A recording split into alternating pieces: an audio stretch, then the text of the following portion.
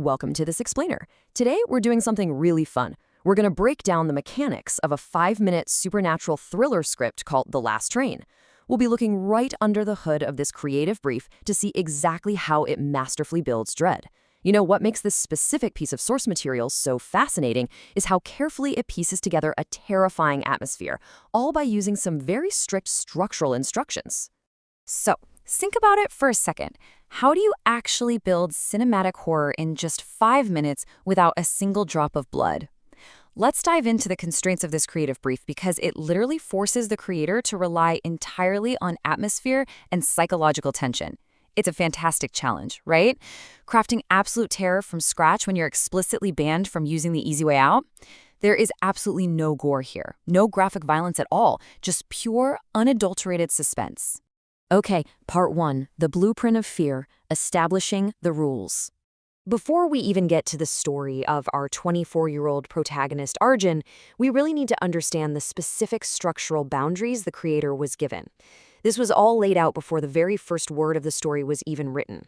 Notice how these rules dictate that the terror cannot come from graphic violence. Instead, it has to be built relentlessly through a continuous narrative, really subtle background music, and a deep, suspenseful narrator.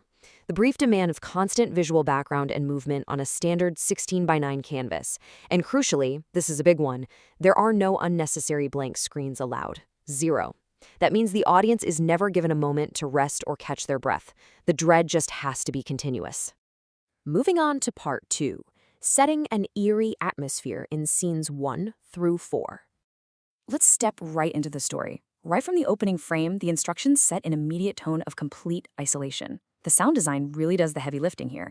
With instructions for heavy rain, distant thunder, and just a faint railway announcement, it immediately makes Arjun's wait for the last train feel incredibly vulnerable. I mean, picture this. It's 11:45 p.m. He's totally alone.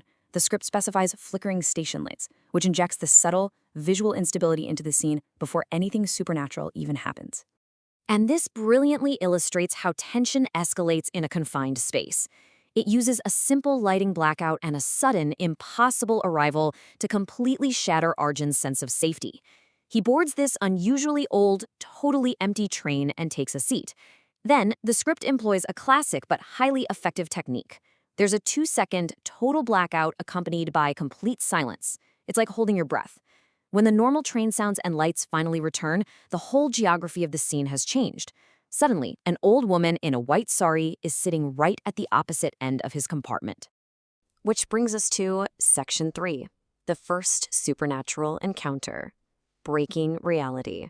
So this is a major turning point in the script, where the narrative shifts from just being mildly eerie to overtly supernatural. Arjun tries to speak to her, asking when she got on board. She slowly looks directly at him. Now, this chilling piece of dialogue perfectly times with the script's audio cues of a deep train rumble and a distant whisper in a dark tunnel. When Arjun nervously mentions he's heading home, she gives this strange smile and simply says, "This train doesn't go home." Boom. Immediately, the train plunges into a dark tunnel. The creator is using audio and visual cues at the exact same time to just strip away the rules of the normal world. Next up is Section 4, distorting time and space. Psychological escalation in scenes 5 through 8. Following that thread, the script instructs a rapid descent into psychological horror by manipulating the very fabric of Arjun's reality. Just look at this impossible jump. In a matter of seconds, inside a tunnel with absolutely no phone signal, Arjun's reality snaps from 11:58 p.m. straight to 3:17 a.m. It amplifies the dread with the sound of a ticking clock and a beating heartbeat. And to make matters even worse, when he looks up from his phone, the old woman is completely gone. Time isn't functioning normally anymore, and neither is physical space. Desperate, Arjun walks into the next train compartment. Here, the script builds terror methodically through 3 really distinct, unsettling visual cues that manipulate our fear of the unknown.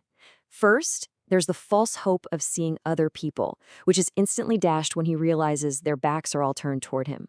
Second, as he approaches, one turns around to reveal a terrifyingly shadowed face. And third, this is the creepiest part, that hive mind movement where every single passenger slowly turns their head toward him at the exact same time. Accompanied by a sudden train horn as the lights go completely dark, A whispered promise pushes the suspense to its absolute breaking point. A voice says, "The next station is yours." It's an incredibly claustrophobic moment mandated by the script. We have total darkness, a terrifying whispered threat, a beating heart, and a blaring train horn all crashing together in the viewer's ears at once. Now for Section 5, the climax and the loop, covering scenes 9 and 10.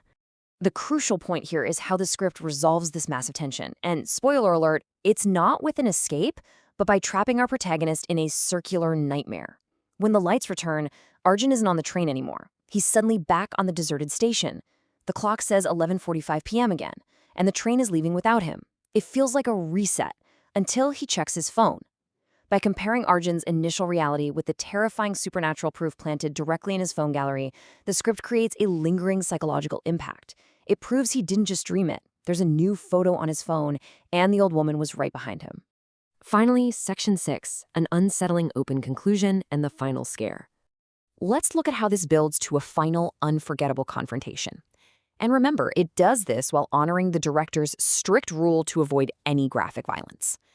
The narrator reveals that the train waits for a new passenger every single night. The station announcement chimes in, that same old train rolls into Platform 1, and the trap is sprung. As the doors open to darkness, we hear the old woman deliver this haunting final line. "Arjun, this time, you are late." Ending on this exact final visual, accompanied by the chilling audio of a train whistle and 3 slow knocks, the script leaves us with a question. Will you board the last train? Let me know in the comments. But more importantly for us, how can you use these kinds of strict creative constraints to build your own masterful tension? It really goes to show that what you don't see is often way scarier than what you do. Think about it, and we'll see you next time.